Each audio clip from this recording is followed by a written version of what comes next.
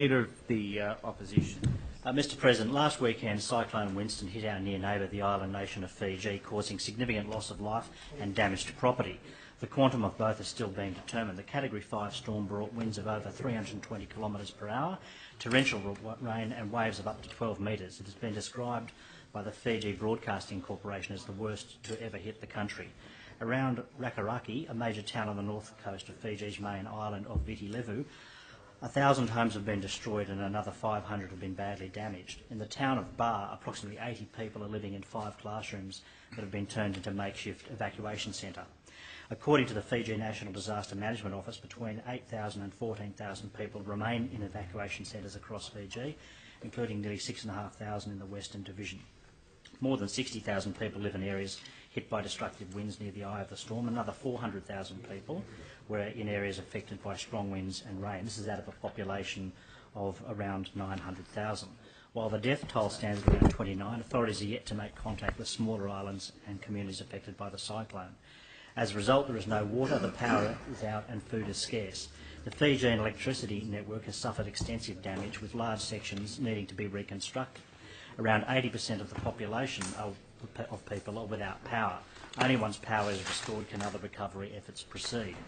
Manpower and the availability of skilled electrical tradespeople remains the single biggest challenge the Fijian Electricity Authority are facing in restoring power to the people of Fiji.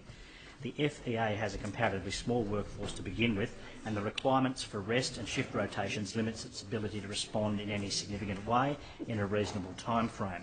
The Fijian Power Network, I'm advised, is designed and maintained to Australian standards. That means that New South Wales power workers would be able to assist immediately. Currently in New South Wales, Essential Energy have approximately 100 redeployees or employees that the company has identified as being surplus to its requirements. Ausgrid and Endeavour have an additional 150 staff. These employees remain employed by Essential Energy and on the company payroll, but I understand that not all of these workers are currently being utilised by Essential Energy and are being told to undertake some basic online training or to sit in depots. The Fair Work Commission has ruled that these workers cannot be made forcibly redundant. Given these circumstances, Essential Energy, Ausgrid and Endeavour Energy and the New South Wales Government are in a unique position of being able to offer assistance to Fiji through the supply of skilled electrical workers to supplement and complement local work crews. I commend the Electrical Trades Union New South Wales branch and its Secretary Steve Butler for bringing these matters to the attention of the New South Wales Government. The union has made inquiries of the FEA and has ascertained that officers of assistance by way of the supply of qualified electrical tradespersons would be well received in Fiji. The ETU has proposed that assistance be given to the people of Fiji by the New South Wales state-owned electricity distribution companies through the swift deployment of teams of highly skilled electrical workers to assist in the repair and rebuilding of Fiji's electricity network, in particular by seeking volunteers from the electricity distribution companies' workforce to travel to Fiji to assist in recovery efforts. Much of any expense would be incurred by Essential Energy and the other companies, even if this proposal does not proceed with employees remaining in depots and not performing valuable work. That is, those employees the companies have identified as being surplus to its business requirements at present. Of course, issues of travel, accommodation, meals and other logistical supports would need to be considered and resolved. However, given that many tourists have left Fiji or cancelled travel plans, there is likely to be accommodation and other necessary resources available at reasonable cost.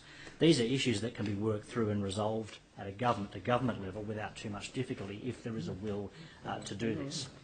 The Labor opposition believes the proposal is worthwhile and should be undertaken by the New South Wales Government. As a nation and as a state, we should do what we can to assist our neighbour in its dire need. There are 2 questions that I pose to the New South Wales Government. If Fiji requests assistance for the supply of trained power workers, will the New South Wales Government support such a request? And secondly, given that the Commonwealth Department of Foreign Affairs and Trade is coordinating Australia's response, will the New South Wales Minister for Energy actively engage and or make representations to DFAT, offering the services of Essential Energy and or other electricity network providers for the Fiji recovery efforts?